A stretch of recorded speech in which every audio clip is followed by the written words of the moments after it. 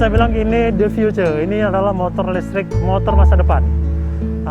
Semakin hari kita semakin berkurang cadangan BBM kita, cadangan untuk BBM, Pertalite, Pertamax dan sebagainya.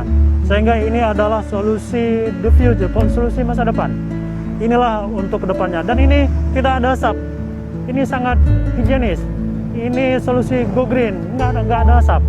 Kalau motor biasa ada asap, apalagi yang motor yang menggunakan 2 tak campuran, itu pasti asapnya sangat banyak. Ini tanpa asap, perawatannya pun sangat enak. Dia hanya cas baterai aja, yang lain tidak ada perawatan.